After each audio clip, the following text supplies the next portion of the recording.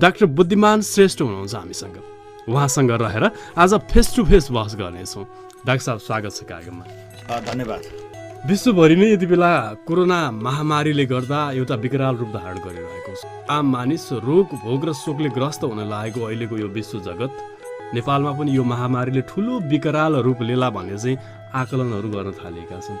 आज मात्रै 99 जना चाहिँ नेपालमा कोरोनाबाट सङ्क्रमित व्यक्तिहरूको सङ्ख्या भएको छ। र यो अहिलेको स्थितिलाई मध्यनजर गर्दा तपाईँ प्रदेश सरकारको विकास परिषदको सदस्य पनि हुनुहुन्छ। सरकारले जुन योजनाहरू बनाइरहेको छ कोरोनासँग जुझ्नका लागि, के यो पर्याप्त छ त?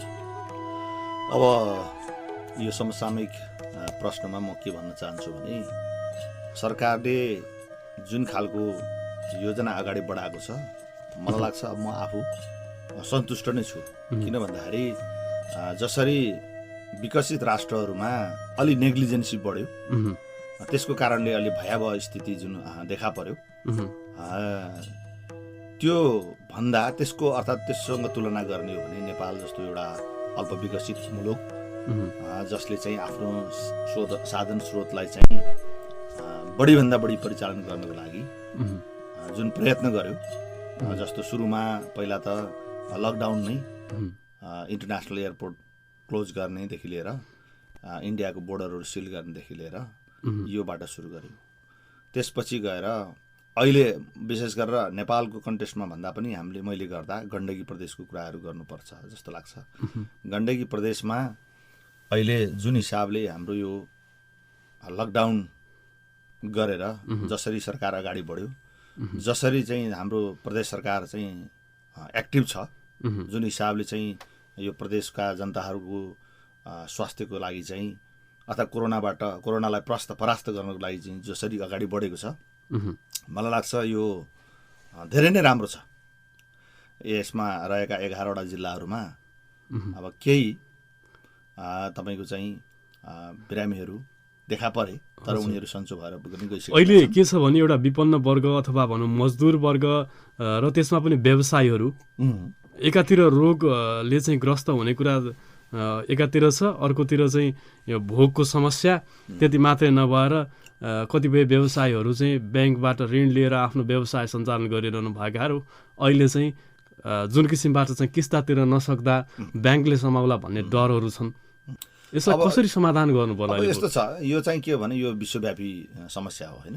करिब यसले चाहिँ 210वटा राष्ट्रहरूमा यो समस्या देखा परिरहेको अवस्थामा नेपालमा पनि त्यो खालको समस्या आउनु स्वाभाविकै छ कि। अब अहिले चाहिँ हामीले चाहिँ अब व्यवसायहरूलाई चिन्ता छ, साधारण जनताहरूलाई चिन्ता छ, मजदुरी गरेर ज्यालादारीमा काम गर्नेहरूलाई चिन्ता छ, सबैलाई चिन्ता छ। त्यस कारणले त्यतातिर भन्दा पनि हामी कसरी चाहिँ कोरोना सङ्क्रमणबाट बच्ने भन्ने कुरा प्रमुख कुरा रह्यो होइन।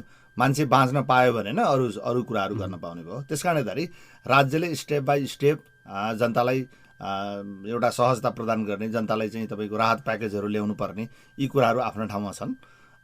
तर चाहिँ के हो त भन्दाखेरि अहिले विशेष गरेर यो राज्यले त्यो कुरा सोच्ने कुरा, त्यो राज्यले जुन कुराहरू गर्दैछ पर्याप्त छैन। किन भन्दाखेरि हामीसँग साधन स्रोत कम छ। अब ब्याङ्क भनेको पनि के हो भन्दाखेरि तपाईँको चाहिँ हामी जनताकै लगानी हो होइन।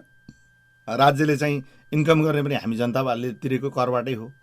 त्यसले गर्दाखेरि त्यतिले मात्रै पुग्दैन। त्यस कारणले गर्दाखेरि तपाईँको चाहिँ विश्व ब्याङ्कहरूबाट होइन राज्यले चाहिँ तपाईँको चाहिँ यो आन्तरिक चाहिँ ऋणहरू लिने, त्यस्तै गरेर चाहिँ अब सशर्त अनुदानहरू लिने होइन, अब ब्याज तिर्ने गरेर ऋणहरू लिने, यी सबै कुराहरू चाहिँ अगाडि बढेको जसरी हुन्छ आम जनमानसलाई सेवा दिनु पर्यो हो। अब त्यसको लागि चाहिँ यसलाई चाहिँ हामी के भने हामी सकारात्मक ढङ्गबाट सोच्नुपर्छ भन्ने मलाई लाग्छ। अहिले जुन किसिमको नेपालले चाहिँ जुन गरिरहेछ, अब जतिसुकै गरे पनि तपाईँको चाहिँ केही न केही कमी कमजोरी देखा पर्छ कि देखिन्छ। तर त्यसलाई हामीले चाहिँ सकारात्मक ढङ्गबाट हेर्दाखेरि के हो भने धेरै राम्रो पोजिटिभ कामहरू भएको छ होइन। अब हाम्रो राज्यको साधन स्रोतलाई परिचालन गरेर अझै गर्न सकिने भनेर हामीले बाहिरबाट हेर्दाखेरि जुन कुराहरू हामीले सोचिरहेछौँ, देखिरहेछौँ, त्योभन्दा पनि फरक ढङ्गबाट तपाईँको चाहिँ गएको होइन। राम्रोसँग यो जनतालाई चाहिँ कोरोनाबाट भनौँ न मुक्त गराउने एउटा त्यो कदम अगाडि बढेको छ भन्ने मलाई लाग्छ। हामी कोरोना कहरको भयावह स्थितिमा छौँ। यो बेला अझ भनौँ बाँचौँ र बचाउँ भन्ने स्थितिमा छौँ। सबभन्दा महत्त्वपूर्ण कुरा चाहिँ तपाईँ प्रदेश नम्बर 4 सरकारको विकास परिषद सदस्य पनि हुनुहुन्छ। तपाईँको आफ्नो क्षेत्रबाट यो समस्या समाधानको लागि के कस्ता कार्यहरू गर्ने सोचमा हुनुहुन्छ? अब यस्तो छ, अब यो कोरोना कोभिड-19 को सन्दर्भमा जब हाम्रो गण्डकी प्रदेश सरकारले तपाईँको चाहिँ यहाँ राहत कोषको भनौँ न स्थापना गर्यो होइन, राज्यले मात्रै नभएर अब हाम्रो प्रदेशले मात्रै नभएर तपाईँको चाहिँ अरू यहाँ चाहिँ अब यो समाहित हुन सक्ने जनताहरू होइन, सङ्घ संस्थाहरूले जुन किसिमको चाहिँ सहयोग गर्न सक्छ भनेर जुन राहत कोषको स्थापना गर्यो, त्यसमा मैले सुरुमै मलाई लाग्छ म फर्स्ट या सेकेन्ड यस्तैमा मैले चाहिँ अब आफूले सक्दो सानो रकम 1 लाख रुपियाँ चाहिँ मैले चाहिँ त्यो राहत कोषमा जम्मा गरेँ। प्रदेश सरकारको राहत कोषमा चाहिँ जम्मा गरेँ। तपाईँ चापकोट नगरको मेयरको उम्मेदवार, हजुर, नेपाल कम्युनिस्ट पार्टी एमालेबाट हजुर मेयरको उम्मेदवार दिनुभएको व्यक्ति झिनो मतान्तरले पराजित हुनुभएको। हजुर हजुर। चापाकोट नगरको लागि के गर्नुभयो? अब यस्तो छ, अब यसमा चाहिँ मैले अब चापाकोट मात्रै नभएर समग्र अब तपाईँको काठमाडौँमा बस्ने भएको हुनाले काठमाडौँमा चाहिँ अप्ठ्यारो परेका चापाकोटवासीहरूलाई पनि सहयोग गरियो होइन।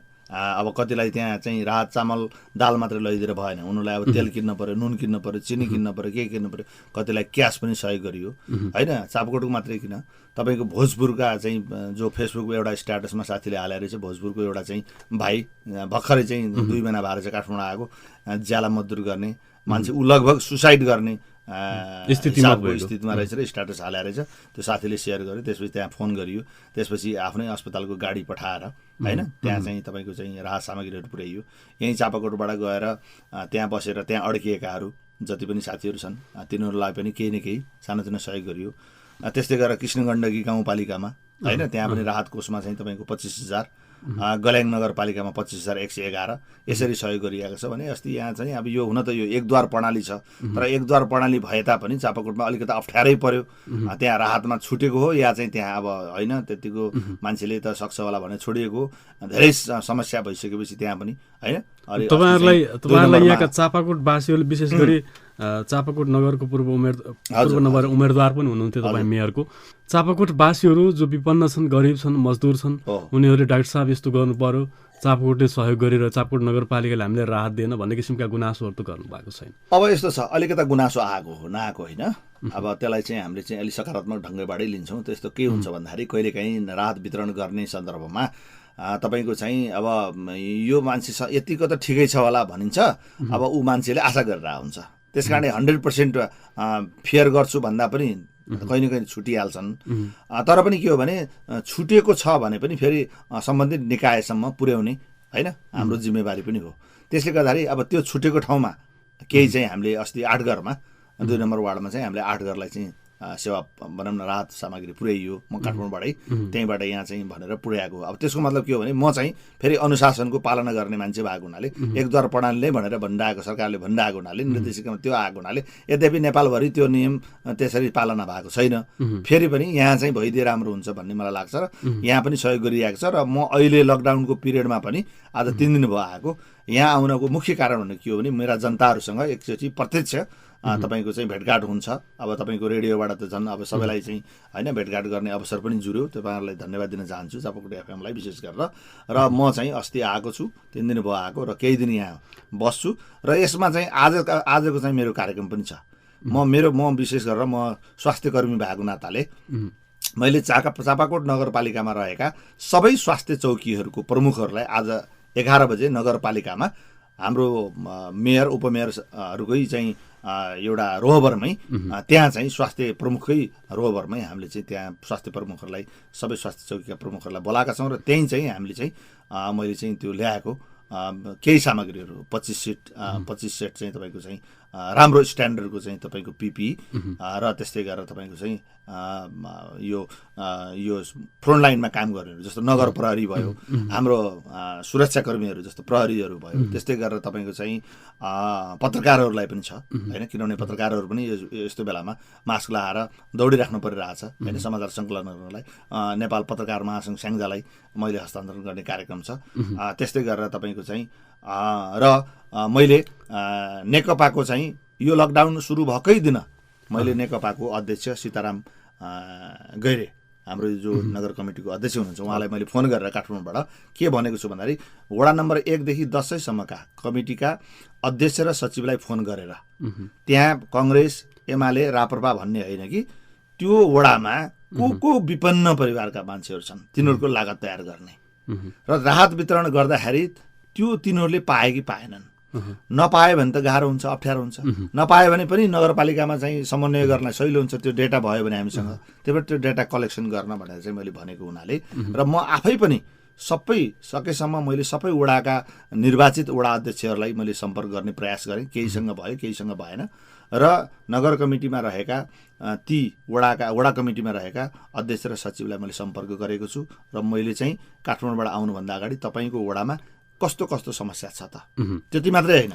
त्यस कारणले गर्दा यो कोरोना सङ्क्रमणको सन्दर्भमा अलिकता यो विपन्न परिवारहरूलाई राहत कसरी बाँड्न सकिन्छ भनेर मैले पनि अब अहिले जो मेयर साहब हुनुहुन्छ उहाँलाई पनि मैले सल्लाह दिन सक्छु नि त। त्यसले गर्दाखेरि यी वडाहरूमा मसँग त्यो खालको चाहिँ डेटाहरू आयो भने त अहिले डाक्टर साहब मैले नेपाली कांग्रेसको स्थानीय सरकार छ। हजुर हजुर, तपाईँहरू प्रतिपक्ष यहाँको स्थानीय सरकारको र विशेष गरी चाहिँ अहिलेको स्थितिमा नेपाली कांग्रेसले आफ्नो क्षेत्रबाट प्रदेशदेखि स्थानीय तहसम्म वडामा चाहिँ एउटा राहत सङ्कलन कार्य गरेको थियो, आर्थिक सङ्कलनको कार्य गरेको थियो।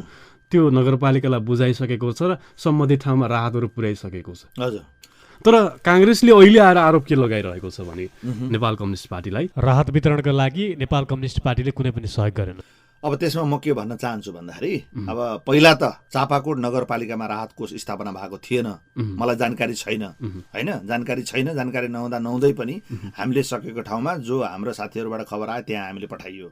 अहिले पनि म के भन्छु भन्दाखेरि चापाकोट नेकपाले यो विषयमा मैले के जानकार छु भने अहिले केही दिन अगाडिदेखि मलाई फोन आएको थियो कि हामीहरू केही चाहिँ नगरपालिकाको राहत कोषमा राहत सङ्कलन गरेर दिने हामी तर्खरमा छौँ भने। अनि मलाई अचम्म लाग्यो, छ राहत कोष भए त मैले कालीगण्डकीमा दिएको छु, गलेङमा दिएको छु, मेरो चापाकोट आफ्नैमा त म अलिकता दिन्थेँ होला भन्ने लाग्यो। अहिले तर तपाईँको चाहिँ अहिले चाहिँ मलाई हिजो पनि यहाँ हाम्रो नगर कमिटीको साथीहरूसँग सम्पर्क भएको थियो र उहाँहरूले भनेअनुसार मलाई लाग्छ आजकै दिन होला, आजकै दिन चाहिँ सायद उहाँहरूले चाहिँ त्यो जम्मा गरेको रकमको केही सामग्रीहरू किनेर नगरपालिकामा चाहिँ लगेर हस्तान्तरण गर्ने कार्यक्रम छ।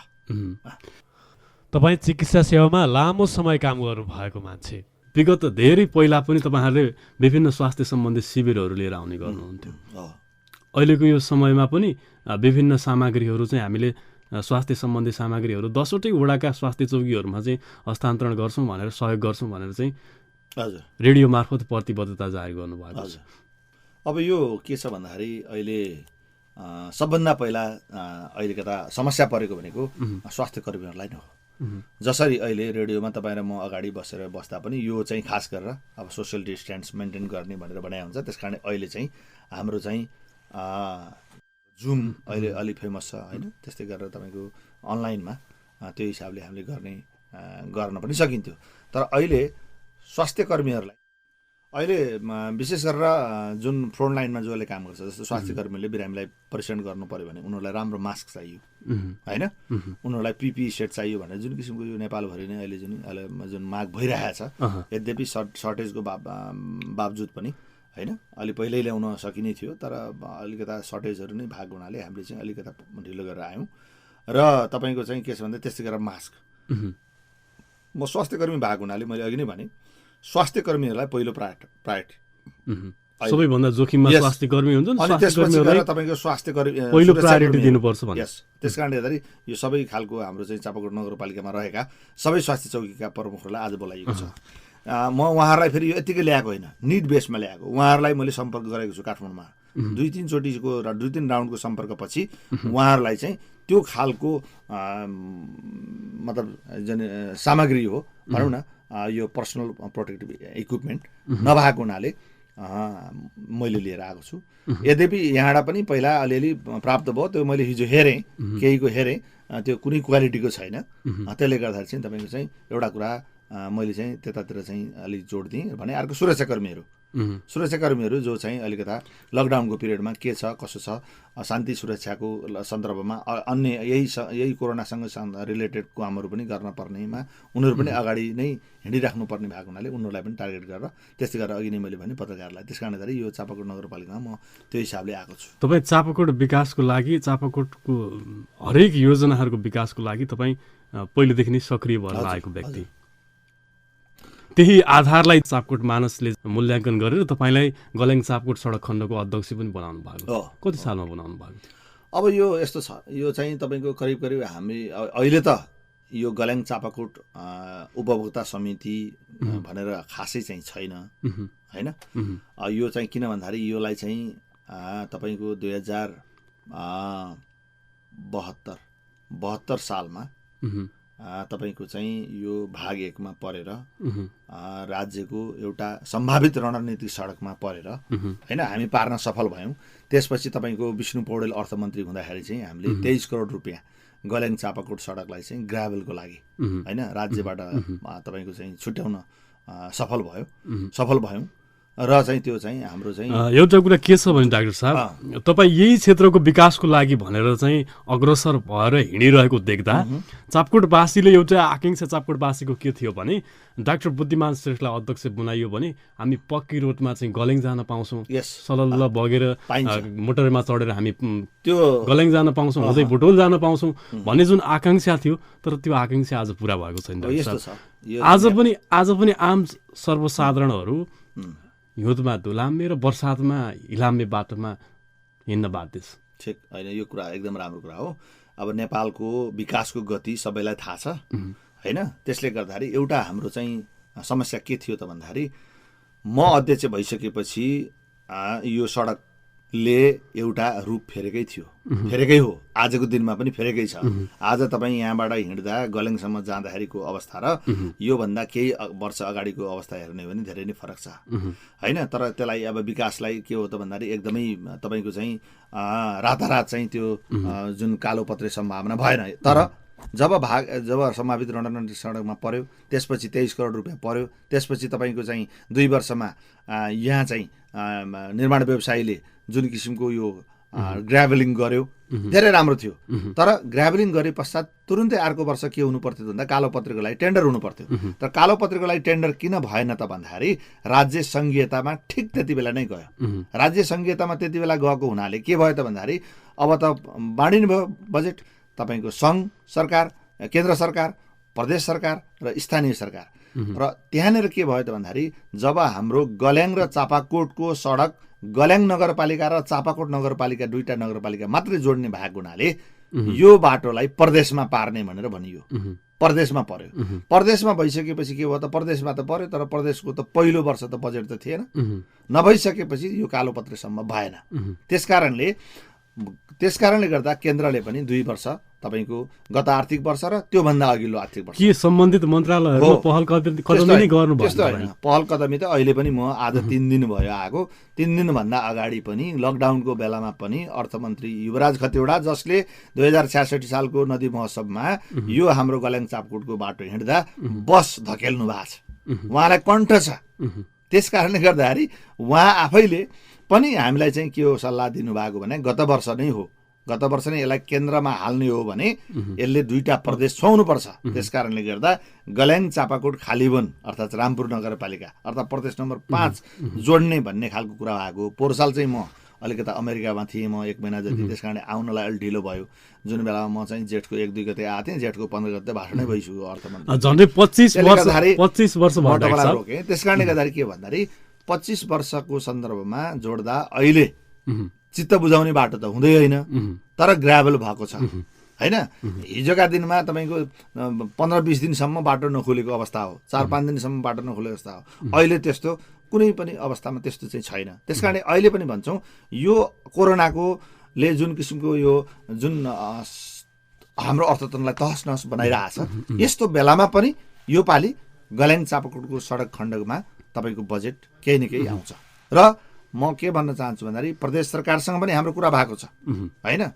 र हिजो मात्रै पनि मैले चाहिँ हाम्रो चाहिँ डी कल्याण खड्का, इन्जिनियर कल्याण खड्कालाई पोखरामा फोन गरेर मैले के भनेको छु भन्दाखेरि यो गल्याङ चापकोटको सडक खण्डमा जब अब सडकले ओन गरिसक्यो, नेपाल सरकारको सडक विभाग भौतिक पूर्वाधार मन्त्रालयको सडक विभागले ओन गरिसकेपछि होइन र स्वामित्व लिइसकेपछि त कमसेकम यो बाटो तपाईँको चाहिँ बर्खामा पहिरो गएको, त्यस्तै गरेर नालीहरू सफा गर्न पर्ने, वनमासा अगाडि बढेको छ। म अस्ति आउँदा त यही बाटो आएको छ नि। अस्ति राष्ट्रिय योजना आयोगको उपाध्यक्ष, त्यस्तै गरेर राष्ट्रिय योजना आयोगको सदस्य, हाम्रो 4 नम्बर प्रदेशको नीति तथा योजना आयोगको उपाध्यक्षलाई यही गल्याङ चापकोट भएर लिएर आउँदा वनमासाहरू पनि त्यहाँ छ, त्योलाई पनि सफा गर्नुपर्छ भनेर हिजो मात्रै कुरा गर्दा उहाँले के भन्नुभयो भने यो हामी कार्यक्रम फेस टु फेस बहसमा छौँ। छोटो व्यावसायिक विश्राम लिन्छौँ, पुनः आउँछौँ, कतै नजानु होला है त।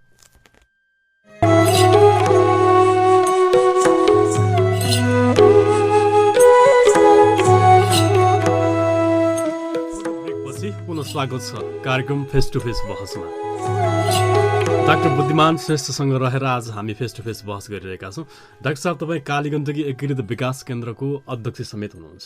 हजुर, यसका उद्देश्य र लक्ष्यहरू के छन् डाक्टर साहब? प्रकाश यो खास गरेर भन्ने हो भने के छ भन्दाखेरि मैले अघि अलिकता ब्रेक भयो होइन, यसमा चाहिँ मैले अलिकता जोड्न चाहेँ यो कालीगण्ड एकीकृत विकास केन्द्रमा आउनुभन्दा अगाडि यो गल्याङ चापकोटको सन्दर्भमा अलिकता सबैले बुझ्नुपर्ने कुरा के हो भने एक नम्बर कुरा त के हो भन्दाखेरि जुन किसिमको ग्राभल भयो 23 करोड रुपियाँ खर्च भयो, राम्रो भएको छ। अहिले चाहिँ तपाईँको त्यो मर्मत नहुने हो भने त्यो 2 वर्षको 23 करोड रुपियाँमा गरेको काम पनि बर्बाद हुने अवस्थामा छ। त्यस कारणले गर्दा हिजो मात्रै मैले पोखरामा भएको सडक विभागको डीलाई मैले फोन गरेँ, जो इन्जिनियर कल्याण खड्का हुनुहुन्छ, र यसमा राज्यको पोलिसीमै ग्याप रहेछ।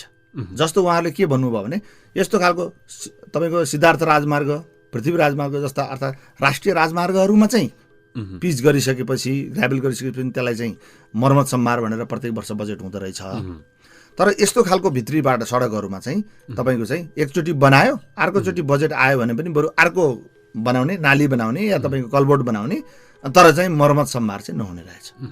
त मैले भने तपाईँ हामीहरू जतिको मान्छेहरूले त यो त पोलिसीमा त कुरा त पुर्याउनु पर्यो, पोलिसी त बनाउनु पर्ने अवस्था आउँछ भनिसकेपछि उहाँले टाटा साहब यो पोलिसी छैन, त्यस कारणले गर्दा हामी यसमा पहल गर्ने कुरा आफ्नो ठाउँमा छ र तपाईँले जुन किसिमको रिक्वेस्ट गर्नुभयो र आगामी वर्षको लागि चाहिँ हामीले मर्मत सम्भारमा केही न केही बजेट हामी राखेर जान्छौँ।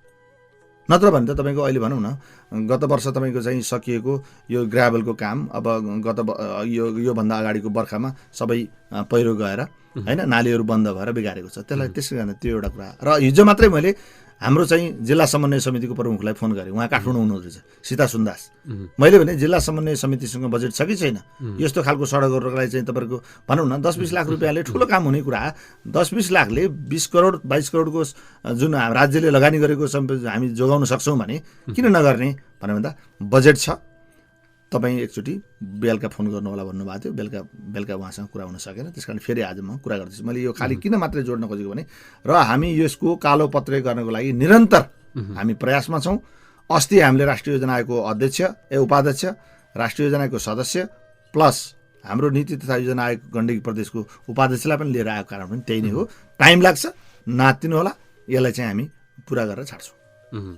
र कालीगण्डकी एकीकृत विकास केन्द्र भनेको कसरी जन्म भएको भने जब 2065 सालमा राष्ट्रिय नदी महोत्सव तथा कालीगण्डकी जुन रिभर राफ्टिङ फेस्टिभल हामीले आयोजना गऱ्यौँ, यो उद्देश्य नै के थियो भन्दाखेरि यो समग्र काली नदीको चाहिँ महत्त्व, यसको महिमा, राष्ट्रिय र अन्तर्राष्ट्रिय रूपमा चाहिँ यसलाई चाहिँ चिनाउने र यसको तटीय बेल्टमा बसेका हामी सबै कालीगण्डकी उपत्यकावासीहरूको यो उपत्यकाको समग्र रूपमा विकास गर्ने, एकीकृत ढङ्गले विकास गर्ने, चापाकोटको विकास गर्ने, रामपुरको विकास गर्ने, हेक्लाङको विकास गर्ने, तपाईँको उता बोलिङटारको विकास गर्ने, यताको घिरिङ गाउँपालिकाको विकास गर्ने, त्यति मात्रै भने होइन।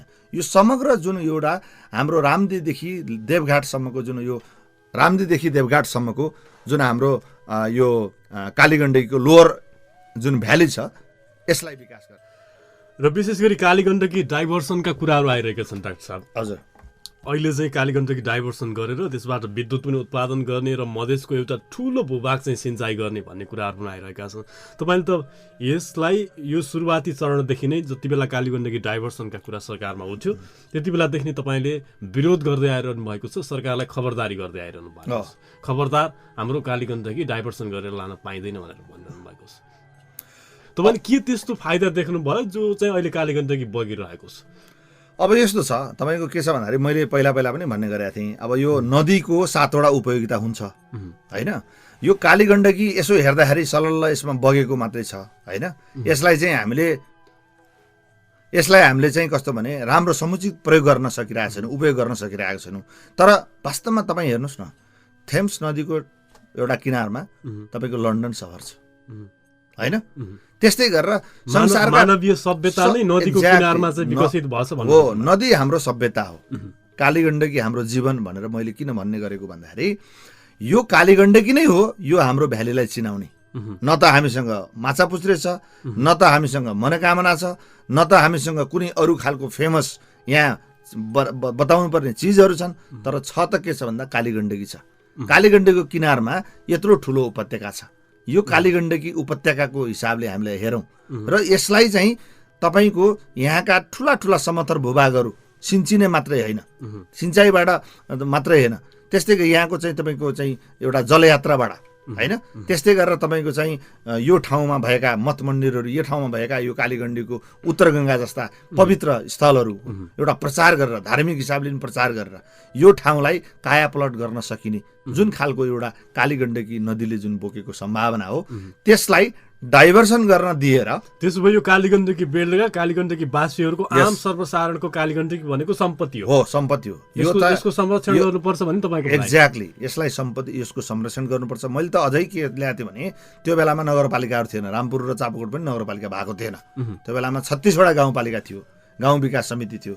त्यो 36वटा गाउँ विकास समितिका मान्छेहरूलाई बोलाएर यो हाम्रो चापाकोटकी बुद्ध बोर्डिङमा बोलाएर हामीले चाहिँ तपाईँको 68 सालमा त्यो खालको जमघट गराएर हामीले यो कालीगण्डकी एकीकृत विकास केन्द्र भन्ने संस्था जन्माएका हुन्। त्यस कारणले गर्दाखेरि यसको समग्र उद्देश्य भनेको के हो भने यो लोवर कालीगण्डकी भ्यालीको इन्टिग्रेटेड हिसाबले अर्थात् एकीकृत हिसाबले यसको चाहिँ विकास गर्ने हो।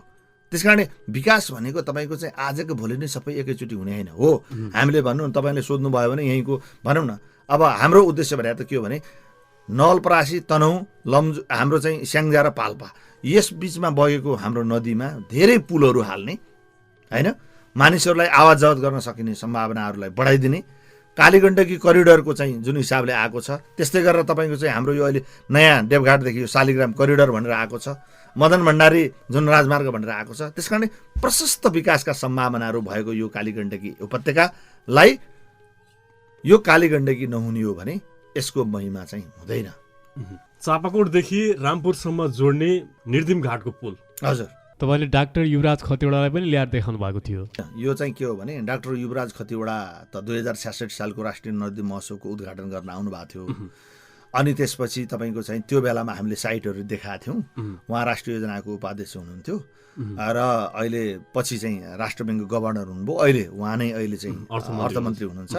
त्यस कारणले गर्दाखेरि त्यो बेलामा हामीले देखाएको कुराहरूलाई चाहिँ योजनामा पारिसकेपछि शिलान्यास गर्न चाहिँ हाम्रो अहिलेको उपप्रधान अहिले उपप्रधान तथा रक्षा मन्त्री तपाईँको ईश्वर पोखरेलजी जुन आएर शिलान्यास गर्नुभएको, त्यो बेलामा खगराज अधिकारीलाई ल्याइएको थियो जुन पूर्व स्वास्थ्य मन्त्री, त्यो बेलामा उहाँ नेता मात्रै हुनुहुन्थ्यो। सिटिभिटीको भाइस चेयरम्यान तपाईँको डाक्टर गोपाल खनाल आउनु भएको थियो। त्यस्तै गरेर तपाईँको योजना आयोगको केन्द्रीय सदस्य, योजना आयोगको सदस्य चाहिँ डाक्टर दिनेश देवकोटा आउनुभएको थियो, उहाँ पछि उपाध्यक्ष हुनुभयो। मैले यो किन जोडेको भने चापाकोट अस्पताल बनाउनको लागि सबैभन्दा ठुलो देन कसैको छ भने खगराज अधिकारीको छ। त खगराज अधिकारी जब स्वास्थ्य मन्त्री हुनुभयो त्यो बेलामा हामीले यो स्वास्थ्य चौकीलाई हामीले अस्पताल बनाएको हो। मैले किन जोडेको भन्दाखेरि कमसेकम उहाँलाई ल्याएर देखाएको हो कि त्यो बेलामा यस्तो यस्तो छ भने उहाँ बाध्य भए पछि स्वास्थ्य मन्त्री हुनुभयो। त्यो बेला हामीलाई भन्न सहिलो भयो, तपाईँ हेलिकप्टरमा जानुभएको थियो चापाकोटमा, तपाईँले त त्यहाँको स्वास्थ्य चौकीलाई अस्पताल बनाइदिनु पर्यो भन्दै यस्तो हिसाबले गएको। यो किन यस्तो ढिलो भएको छ भने झलनाथ खनाल प्रधानमन्त्री भएको बेला पनि लिएर आउनु भएको थियो। विशेष गरेर झलनाथ खनाल। अब यो म के भन्छु भन्दाखेरि यसमा चाहिँ ठिकै छ, त्यो आफ्नो ठाउँमा छ होइन। अब त्यो सकेको बेलामा ठाउँको लागि, ठाउँ चिनाउनको लागि जतिसुकै नेताहरूलाई गाली गरे पनि आखिर मुलुक चाहिँ तपाईँको यही राजनीतिले चलाउँछ, मुलुकमा चाहिँ नेताहरूले चलाउँछन्। त्यस कारणले गर्दाखेरि ठुला नेताहरू नेपाली कङ्ग्रेसका, नेकपा त्यो तत्कालीन नेकपा माओवादीका, नेकपा एमालेका सबैलाई हामीले ल्याएको हो र चाहिँ हामीले चाहिँ यहाँ यो ठाउँको विकास पनि हुन सकेन। यस्तो छ, विकास नभएको होइन, विकास हुँदैछ, समय लिएको छ होइन। कतिपय कुराहरू भने जस्तो भएका छैनन्, ती कुराहरूलाई आशा गरौँ म एकदमै सकारात्मक छु। मलाई चाहिँ कस्तो कहिले पनि म नेगेटिभिटी चाहिँ म चाहिँ अगाडि ल्याउन चाहन्न। जनताहरूको माझ यहाँबाट बसाइ सर्नु पर्दैन, यही नै राम्रो हुन्छ भन्ने खालको हिसाबले चाहिँ भएको छु। फेरि तिमी काठमाडौँ गएर किन बस्नु भएको छ तपाईँ भन्नु होला। त्यो म अहिले गएको होइन, म 42 सालदेखि गएको हो।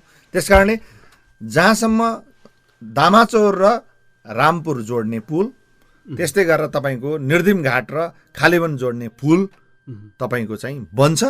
यसमा के भएको त भन्दा यो न शिलान्यास गर्नेको गल्ती हो, न हाम्रो गल्ती हो। गल्ती कहाँ हो भन्दाखेरि सडक विभागको जुन पुल महाशाखा हुन्छ उसले जसलाई चाहिँ पुलको निर्माण गर्नभन्दा अगाडिको जुन डिजाइनहरू बनाउनलाई चाहिँ जुन दिन्छ, त्यसमा जुन सोइल टेस्ट भयो, माटो परीक्षण भयो, चट्टान परीक्षण भयो, त्यो बेलामा गल्ती भयो। त्यो बेलामा माटो छ भनेको ठाउँमा ढुङ्गा भयो, ढुङ्गा छ भनेको ठाउँमा माटो भयो। जस कारणले गर्दाखेरि तपाईँको त्यो पुलको लोड बियरिङ क्यापासिटी चाहिँ नै फेर पर्ने परेपछि त पुल भोलि भात्तिने फाल्तु पुल बनाउनु भएन। पुल त हामीले त समयमा शिलान्यास गरेको, समयमा सुरु भएको हो नि त, समयमा बजेट पारेको हो नि त। त्यसलाई चाहिँ पोजिटिभ लिनु पर्यो क्या। यो किन भएन भन्दाखेरि अब छोडेको होइन। अहिले पनि म भन्छु, अहिले नेपाल सरकार भौतिक पूर्वाधार मन्त्रालयको सडक विभागको पुल महाशाखाको हाम्रो इन्जिनियर थानेश्वर खत्री भन्नेले यसको फाइल हेरिराख्नु भएको छ। यद्यपि हाम्रो दामाचौर रामपुरको जोड्ने पुलको चाहिँ काम अगाडि बढिसक्यो। अहिले यो लकडाउनको कारणले मात्रै हो त्यहाँ अहिले सुरु नभएको, त्यो अगाडि बढिसक्यो। त्यस्तै गरेर अगाडि बढ्छ निर्दिम घाटको पुल पनि, तर केही समय लिन्छ। त्यस कारण मलाई लाग्छ 2 देखि 3 वर्षभित्रमा यो दुईटै पुलहरू बन्छ, कन्फर्म बन्छ, यो क्लियर हुन्छ। तपाईँ प्रदेश सरकारको योजना परिषदको सदस्य हो। समग्र चापकोटको विकासको लागि के कस्ता योजनाहरू बनाउनु भएको छ?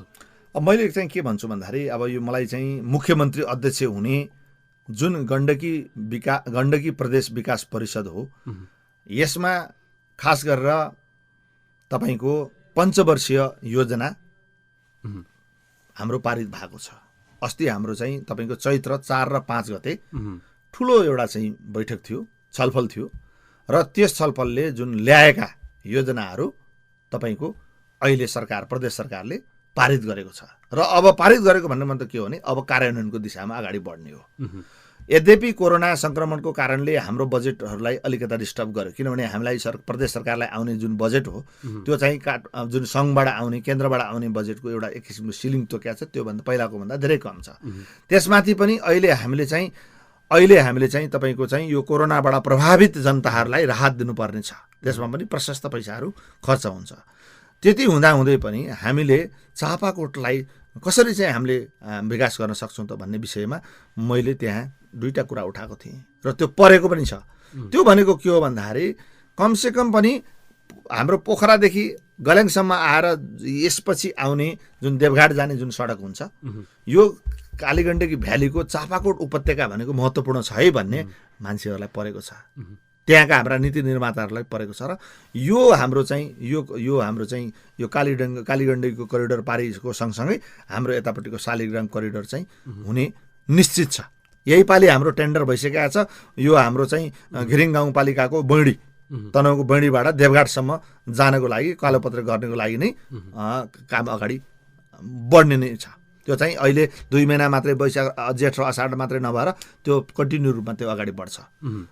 यो पहिलो फेजमा भने तपाईँको चाहिँ अब यो कालीगण्डकीसँग जोडिएको हाम्रो जुन चापाकोट जुन उपत्यकामा कस्तो खालको विकास योजनाहरू चाहिँ गरिएको छ भनेर चाहिँ तपाईँले सोध्दै गर्दा अब यसमा हेर्नुहोस्, हामी यो 3टा गाविस, पहिलाको साबीको गाविस जस्तो तपाईँको यो हाम्रो चाहिँ यो मल्याङकोट भनौँ, त्यस्तै गरेर साँखरको एरिया भनौँ, त्यस्तै गरेर सेखामको एरिया भनौँ, यो बेल्टमा चाहिँ हामीले धेरै खालको टुरिज्मलाई, विशेष गरेर हिल एरियाको टुरिज्मको रूपमा यसलाई डेभलप गर्न सकिन्छ।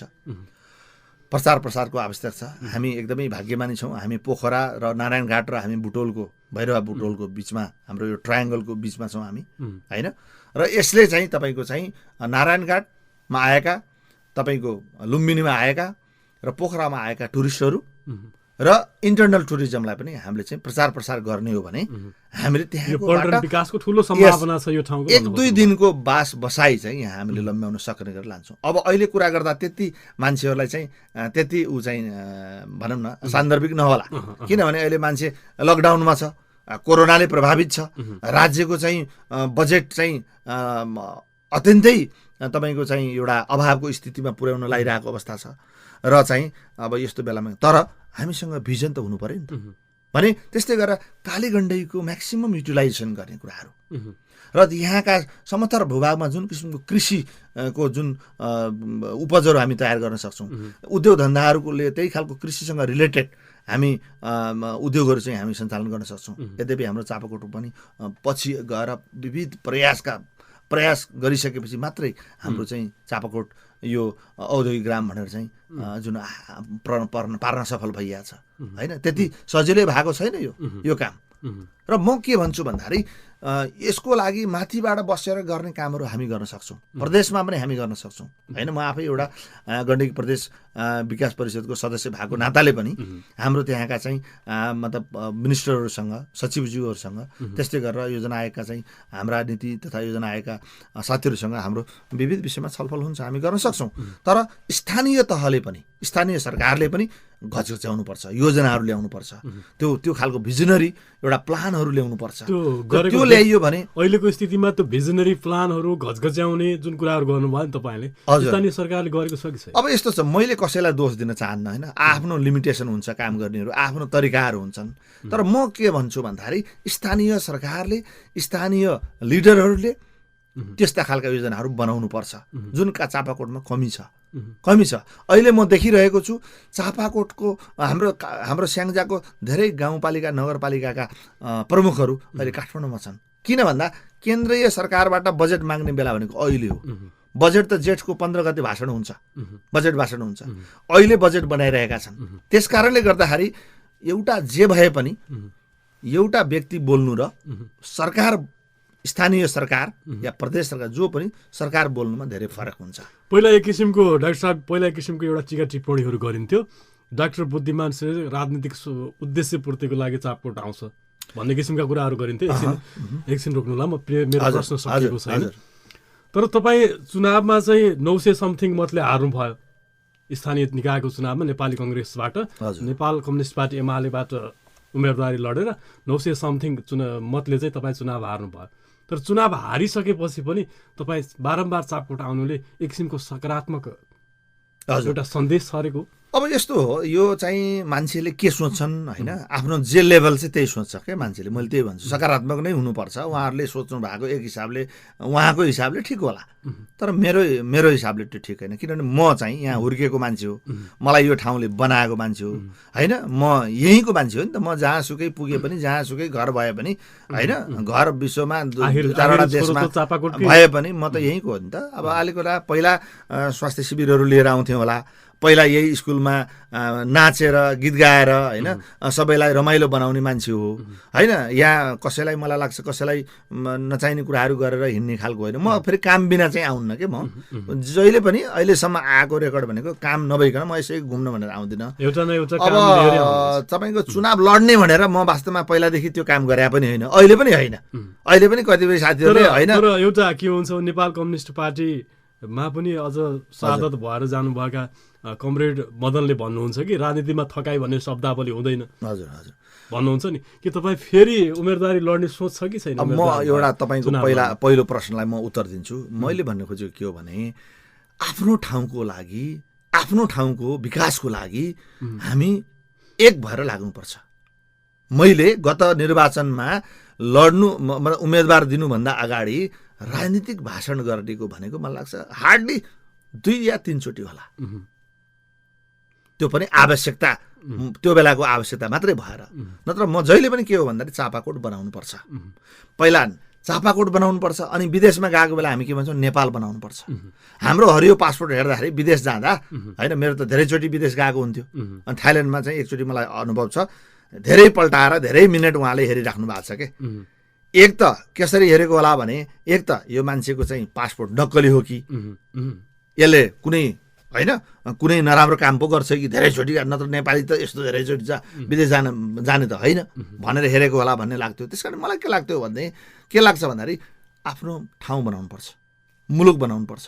हामी मुलुक या आफ्नो ठाउँ समृद्ध भयो भने मात्रै हाम्रो इज्जत हुन्छ। एउटा दुईटा 10-20 जना औँलामा गर्न सक्ने व्यक्ति भएर हुँदैन। एउटा कुरा त्यो हो। त्यसकारणले यो ठाउँको म त यो ठाउँको माटोको कसम खाएको छु भन्छु, खाएकै छु। त्यसकारणले हिजो चुनावमा जितियो, भोलि लडिएला नलडिएला होइन, निर्वाचनमा भाग लिएला नलिएला, तर हाम्रो एकमुठी सास रहन्जेल यो ठाउँको विकासको लागि, यहाँका जनताको समृद्धिको लागि आफू कुनै पनि पदमा नहुँदा पनि हिजो पनि थिएँ र भोलि पनि त्यस्तै गरेर लडिरहन्छु। एउटा कुरा।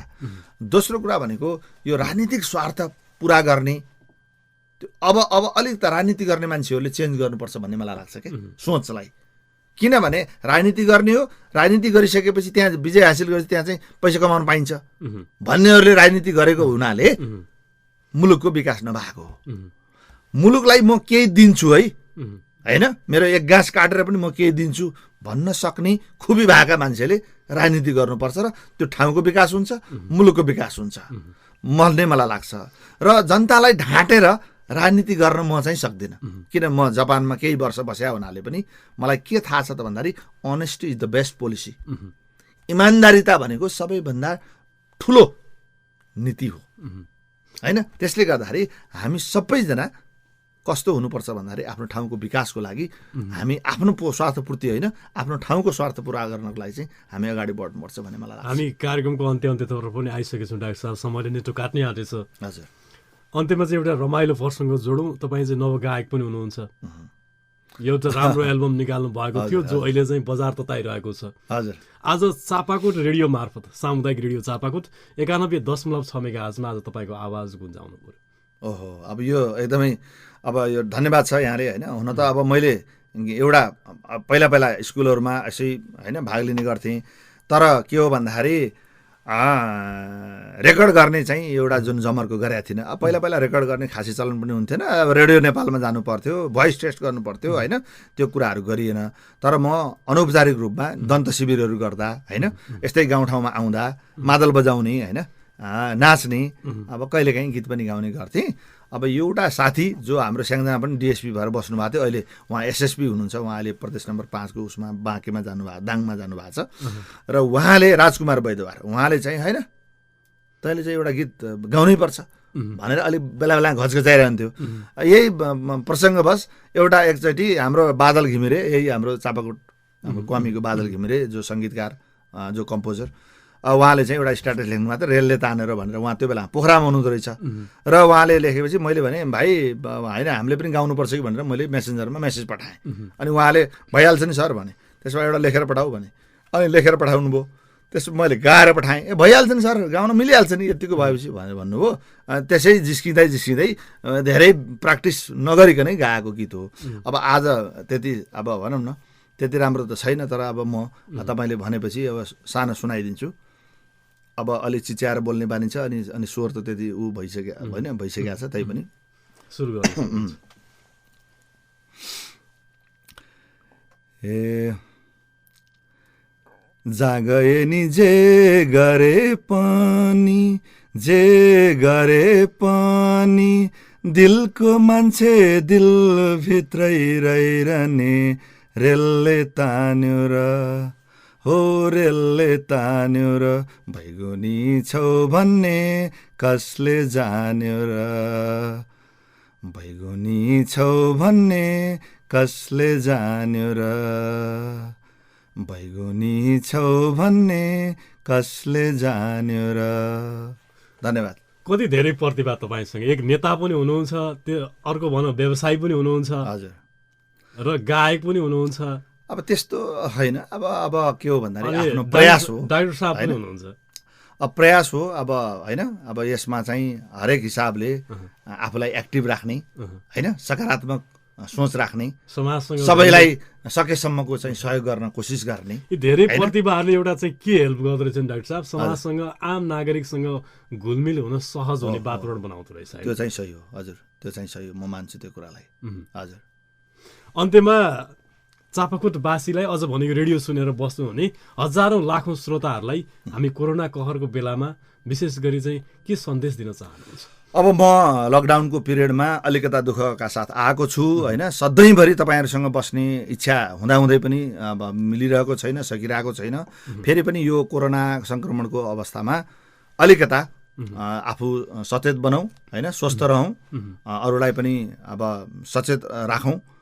विशेष गरेर अब हामीले यो विषयमा अहिले कोभिड-19 अर्थात् कोरोनाबाट बच्नलाई के गर्नुपर्छ भन्ने मैले भनिराख्नु पर्दैन होइन। सधैँभरि अब टेलिभिजन, तपाईँको रेडियो, त्यस्तै गरेर तपाईँको चाहिँ फेसबुक सञ्जालहरूले सबैले बताइसकेको छ। जे होस् चापाकोटवासीहरू कसैलाई केही नहोस्, हुन त सबै नेपालीलाई कहीँ पनि भएका नेपालीलाई केही नहोस्। र म चाहिँ विशेष गरेर यो नयाँ वर्ष अहिले पनि नयाँ वर्ष हो, वैशाखको आज चाहिँ तपाईँको 25 गते नयाँ वर्षको उपलक्ष्यमा सबै चापाकोटवासी आमा बुवा दाजुभाइ तथा दिदीबहिनीहरूलाई म नयाँ वर्षको शुभकामना दिन चाहन्छु। यहाँहरूको सुस्वास्थ्य प्रगतिको म कामना गर्न चाहन्छु। चापाकोटले छिट्टै समृद्धि हासिल गरोस् भन्ने म चाहन्छु। र तपाईँहरू जहाँ रहनु भएको छ चापाकोटवासीहरू नेपालमा या बाहिर या यहाँ कहीँ पनि हुनुहुन्छ, सबै स्वस्थ रहनुहोस्, सुखी रहनुहोस्, खुसी रहनुहोस्, यही भन्न चाहन्छु। हुन्छ डाक्टर साहब, कार्यक्रम स्थलसम्म आइदिनु भयो, तपाईँलाई धेरै धेरै धन्यवाद छ। यहाँ दिवस बाबुलाई लगायत हाम्रो प्राविधिक हाम्रो रामु भाइ लगायत यो होल चापाकोट एफएमलाई म हार्दिक धन्यवाद दिन चाहन्छु। निर्वाचनको बेलामा मैले चापाकोट एफएममा बोलेको थिएँ र अहिले ठिक 3 वर्षमा लगभग वैशाखको भनौँ न यही बेलामा बोलेको थिएँ, यही बेलामा फेरि आएँ। थ्याङ्क यू सो मच यहाँलाई, यो अपर्च्युनिटीलाई धन्यवाद। आज कार्यक्रम फेस टु फेस बहसमा रहेर डाक्टर बुद्धिमान श्रेष्ठसँग व्यापक रूपमा बहस गर्यो। प्राविधिक सहकर्मी रामु भट्टराईलाई विशेष धन्यवाद प्रकट गर्दै कार्यक्रम फेस टु फेसबाट म दिवस पनि बिदा हुन चाहन्छु। नमस्कार।